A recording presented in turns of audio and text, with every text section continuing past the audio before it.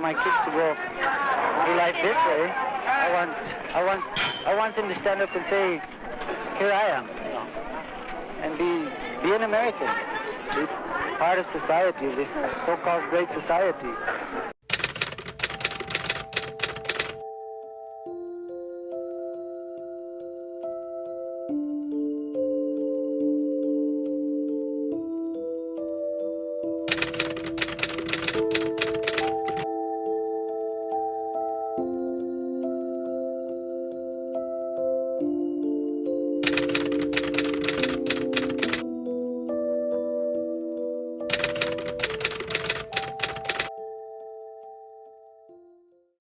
The Mexican people who have come to this country have been the very poorest of the poor of Mexico.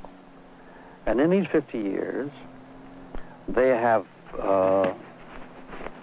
had no choice but to work in the lowest income brackets of the economy. They've been on the low spot of the totem pole economically and socially during these 50 years. These have been poor people from the very beginning, and they still are. There is very little capital formation in the Mexican community. They don't own industries. They have practically no stake in the economy. They don't live off capital. They live by still, as they always have traditionally, by the sweat of their brow and by their brain power and by their daily toil. This is the kind of a population it is. Mexican Americans are the second largest ethnic minority in the United States. There are 5 million of them, 90% of whom live in the 5 southwestern states of California, Colorado, Arizona, New Mexico, and Texas. What is your name and age? I'm Adriana and I'm 17. I'm Anna and I'm 15. Has anyone else in your family ever been discriminated against? Yes, the answer is yes. So one time I was at Fred Meyer's with my dad and my sister, and yeah, so where I was going with that was we were at Fred Meyer's with my dad and my sister, and my dad is Mexican. Anyways, that's important for our story. So we're just in the cheese section, like near the produce, you know? And so my dad sees these samples that he wants, right? He wants to try a cheese sample with crackers.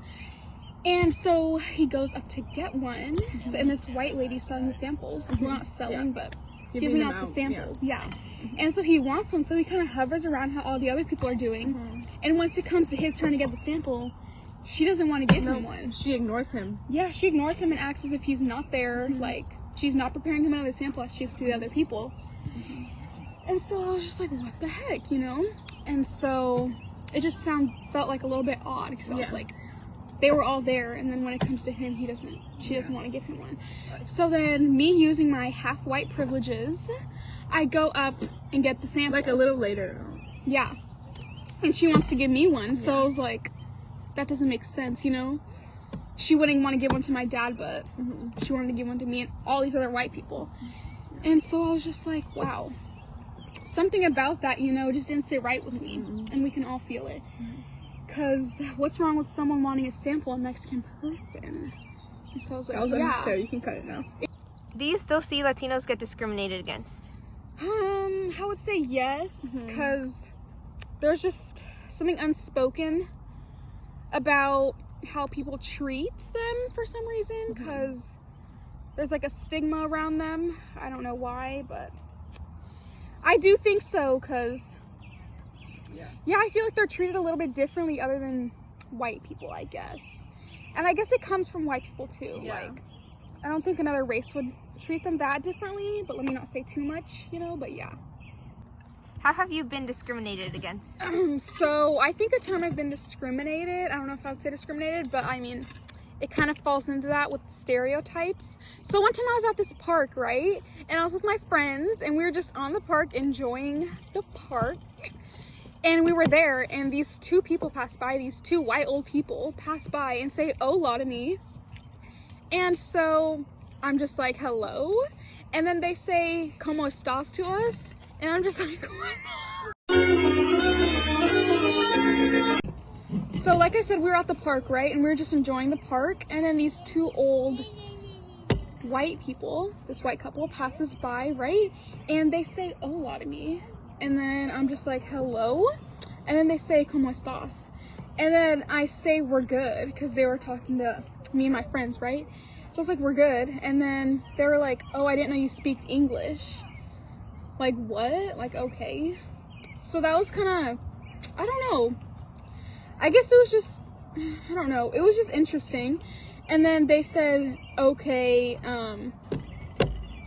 adios amigos. I'm trying to remember what they said, but yeah, they said, adios amigos. And I was like, okay. Like, they still continued after they realized that we speak English. So I guess, I don't know. I guess it was discrimination because they just saw me and my friends and just guessed that we speak Spanish and don't speak English, but we do. So I guess a lot of people I feel like some people think that Mexican people don't speak English, and it's really uncomfortable and weird when a white person just starts speaking Spanish to you all of a sudden and think that you don't speak English. So I don't know, but yeah. How did that affect you as a person?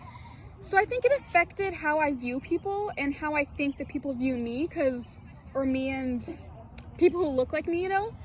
Because, yeah, I guess people just think of us a little bit differently and just make guesses about how we are, you know? So I guess that affected me in a lot of different ways, because I don't know how to explain it, but yeah. What is your name and age? Hola, my name is Jared Ibarra. I am 30 years old. Have you ever been discriminated against?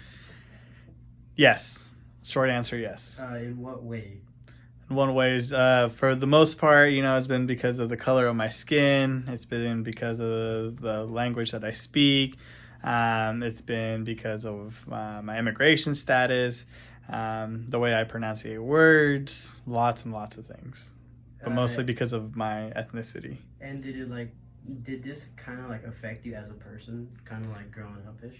Yeah, of course it has major effects on your life, as a young person.